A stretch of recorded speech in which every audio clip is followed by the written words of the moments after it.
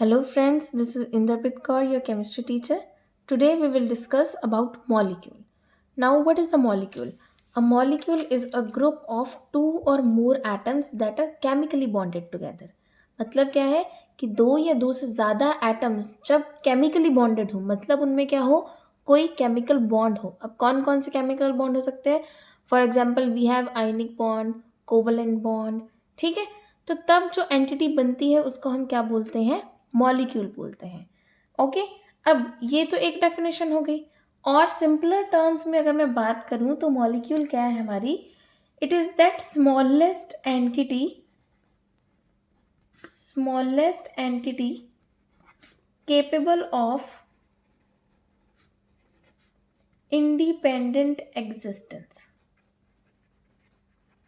मतलब क्या है कि वो छोटी से छोटी चीज जिसकी इंडिपेंडेंट एग्जिस्टेंस हो. अब ये एंटिटी हो कौन से सब्सटेंस की सकती है? जैसे ये एंटिटी हो सकती है कि पार्टिकल हो किसी एलिमेंट का,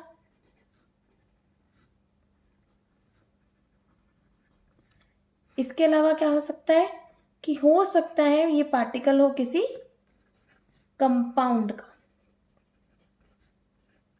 तो मतलब जो मॉलिक्यूल है वो दो तरीके के हो सकते हैं, एलिमेंट के भी हो सकते हैं और कंपाउंड के भी हो सकते हैं.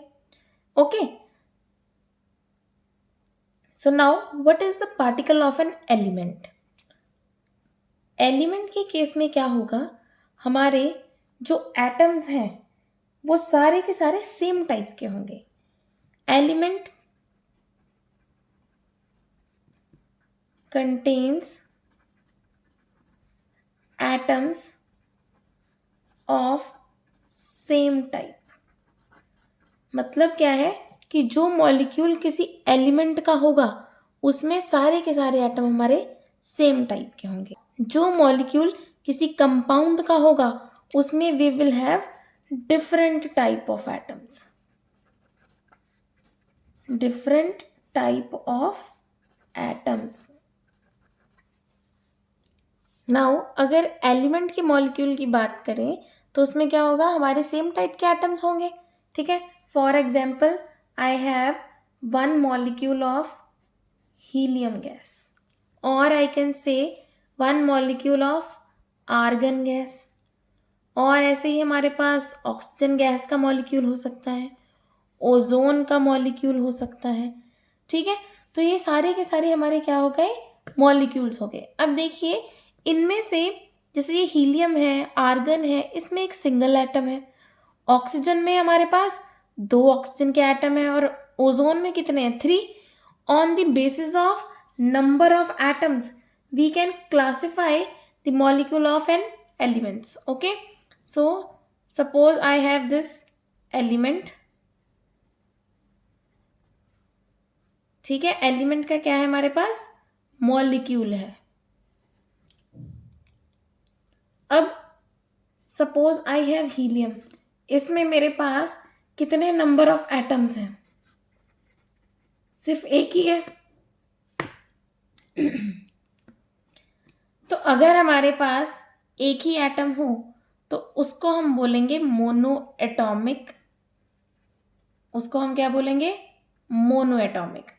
ओके, ऐसे ही नेक्स्ट आई हैव आर्गन. इसमें भी मेरे पास कितने एटम्स हैं? Only one. इसको भी हम क्या बोलेंगे? Mono atomic. ठीक है, उसके बाद देखिए next I have oxygen gas O2. अब इसमें कितने एटम हैं? दो. तो इसको हम बोलेंगे diatomic. Next I have O3. इसमें आई हैव 3 एटम्स. इसको हम क्या बोलेंगे? Try atomic. ओके, ऐसे ही अब जो मेरे पास फॉस्फोरस है, फॉस्फोरस का सिंबल क्या होता है? P. It exist as P4. तो P4 में कितने एटम हो गए मेरे पास? 4. तो ये हमारा क्या हो गया? अब 2 को हमने बोला डाई, 3 को बोला ट्राई, 4 को क्या बोलेंगे? टेट्रा. Tetra atomic. ठीक है। ऐसे ही जो सल्फर है इट एग्जिस्ट्स एज S8, तो इसमें कितने एटम हो गए मेरे पास? 8 एटम्स। 8 एटम्स हो गए, तो इसको हम क्या बोलेंगे? Octa atomic. ओके, सो जितने हमारे पास नंबर ऑफ एटम्स होंगे उसी के बेसिस में हम उनको क्लासिफाई कर देंगे। ठीक है, अब मोनो एटॉमिक तो हो गया हमारे पास, डायटॉमिक जिसमें 2 ही एटम है। अब 2 से ज़्यादा वाले जितने भी होंगे उन सबको हम एक जनरल क्लासिफिकेशन दे सकते हैं, पॉली एटॉमिक। उसको क्या बोल सकते हैं हम? Polyatomic. Clear everyone? Now अगर मॉलिक्यूल ऑफ कंपाउंड की बात करें तो इसमें क्या होगा? We will have different type of atoms. Compound कैसे बनता है? जब 2 या 2 से ज़्यादा डिफरेंट टाइप ऑफ एटम्स क्या करें? केमिकली कंबाइन करें, तब जो हमारे पास स्पीशीज बनती है वो क्या हो गई? हमारे पास कंपाउंड हो गया। ठीक है, अब suppose I have water. Water का formula everyone knows, it is H2O। अब वाटर के हमने कितने मॉलिक्यूल लिए? सिर्फ एक मॉलिक्यूल लिया, सो H2O represents 1 molecule of water. ठीक है, ये सिंपलेस्ट फॉर्म है जिसमें वाटर एग्जिस्ट कर सकता है। ओके, तो अब जब भी कोई कंपाउंड बनता है तो लॉ ऑफ डेफिनेट प्रोपोर्शंस के अकॉर्डिंग हमेशा ही एक फिक्स्ड रेशो बाय मास में ही एलिमेंट्स कंबाइन होते हैं। जैसे अगर यहाँ पे देखें तो हाइड्रोजन का मास कितना होता है? 1, क्योंकि because we have 2 hydrogen atoms, so mass is 2। और ऑक्सीजन का मास कितना होता है? 16। सो यहाँ से सिंपलेस्ट रेशो क्या आ गई? 1:8। तो मतलब जब भी वाटर बनेगा हमेशा ही हाइड्रोजन और oxygen they will combine in 1:8 ratio. Okay, ऐसे ही एक और एग्जांपल ले लेते हैं। I have NH3। NH3 का क्या नाम हो जाता है? अमोनिया। NH3 का क्या नाम है? अमोनिया। अमोनिया की बहुत ही एक पंजेंट स्मेल होती है। ठीक है, अब यहाँ पे नाइट्रोजन का मास कितना हो गया? 14। हाइड्रोजन का मास 1, बट हाइड्रोजन के एटम कितने हैं? 3, सो इट इज 14:3। ओके, सो यहाँ पे जब भी अमोनिया बनेगा हमेशा 14:3 की रेशो में एटम्स कंबाइन करेंगे। ओके, चलिए एक छोटी सी एग्जांपल और ले लेते हैं। Suppose I have carbon dioxide. तो कार्बन का मास कितना होता है? 12। ऑक्सीजन का mass 16। Since we have 2 atom of oxygen it will be 32। Okay, so यहाँ से जो हमारी सिंपलेस्ट रेशो आएगी वो क्या आ जाएगी?